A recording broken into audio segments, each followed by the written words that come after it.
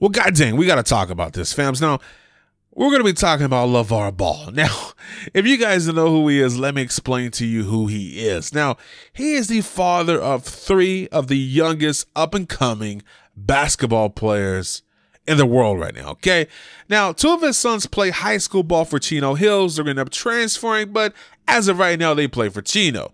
Now, they're also ranked within the top 20. One of his sons is ranked top 5, and that's LaMelo. His 3rd son, which is the oldest, he plays for UCLA, and he's going to be entering the NBA draft. Now, all of his kids, they're half black and they're half white, and LaVar has came out and said that the reason he married his wife is because she looked like a good breeder. Now the mother's a very tall white woman, okay? Now, she also played basketball, and supposedly she was pretty good at it. I'm telling you guys this because this goes along with what he had to say. So this guy said some pretty outrageous stuff, okay? Now, one time he said his son, Lonzo, is better than Steph Curry right now. Now, it doesn't just stop there, okay? He said that not only him, but his son, Lonzo, could beat Michael Jordan in his prime one-on-one. Like, this guy goes crazy. Now, I understand that there's a method to the madness because what he allows his sons to do is he allows them to go out and play basketball while he goes out and runs his mouth, gets them attention, and that's what works, okay? It's like the whole scenario of the good cop and the bad cop. He handles all the business, he runs his mouth, he brags about his sons, puts them in prime positions to get media attention while they're out there playing the game and backing up everything that he says. And to be honest, it's working. So LaVar and his son have came out many of times and discussed why Lonzo lost in the March Madness tournament. And recently LaVar had these words to say, and this is what he said. So LaVar said, realistically, you can't win no championship with 3 white guys because the footwork speed is slow. Now, I don't know if he was joking in this situation or I don't know if he was serious. Like I told you guys, his sons are mixed. His wife is white. So I don't think this came from a sense of racism. Like, it just can't be that. Now, maybe he believes that you can't. I mean, it hasn't been done in a very long time. Now, here's the thing, though.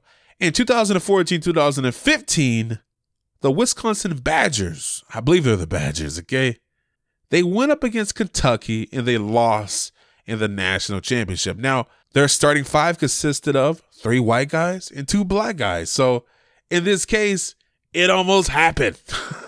It can definitely happen. But here's the thing though, man. Very rare do you see good white players enter the NBA anymore, especially from America, man. Like it's just so rare. I don't know what it is, but now some of these other sports, I don't think it matters too much. In football, you know, you got the Patriots out there and they're damn near winning games with white dudes playing wide receiver. Now, for a while, that didn't happen in the NFL. Like most of the time, you would see black dudes out there as wide receivers, and you would also see majority of black guys out there playing cornerbacks. Like seeing a white guy as a wide receiver was almost as rare as seeing a white guy as cornerback. Like you just don't see it, okay? And that has a lot to do with speed. Now, the Patriots have a different system than other teams out there. They're not out there just running deep ball plays. No, like they're running check down plays where Tom Brady's able to pass for 10 to 15 yards. They're not just chunking the damn ball down the field like Aaron Rodgers every time getting about 20 yards a play or something. You know what I'm saying? Like they're doing these quick, slowly eat you alive plays. So they're able to run with wide receivers that may not be so quick. And they're able to have these wide receivers that are small dudes. Most of the other teams out there, they're electing to go for these wide receivers that are black and they're fast and they're about 6'2" to 6'4". Most of the wide receivers on the Patriots, they look like regular dudes. Like You could be standing next to a Patriots wide receiver in the bank and you probably wouldn't know who he is because the dude is like 5'11". You know what I'm saying? The whole thing is just different in sports. Now, is it doable in the NCAA? I mean, I would like to think that is definitely doable.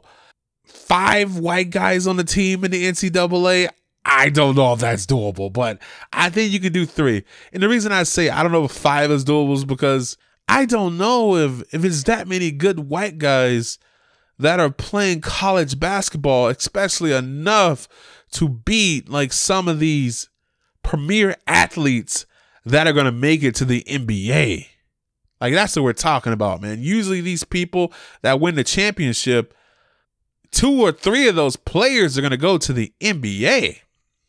Looking at some of these dudes on his son's team, I can understand why he feels that way. Like, these dudes don't look like no NBA players, man. They look like some freaking rec league high school players. Like, their body types are just way different than what you see in the NBA. They're not slim and tall. No, these dudes are freaking thick and average height.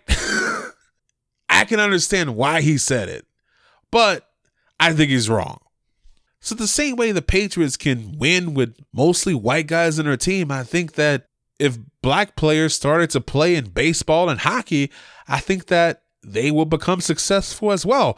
You know, if you think about players such as Deion Sanders, which was able to play in the NFL and the MLB at the same time. Also, Bo Jackson, other black players that used to run baseball like Willie Mays, Barry Bonds, and the list goes on and on. But anyway, man, you guys let me know what you think about this in the comment section below.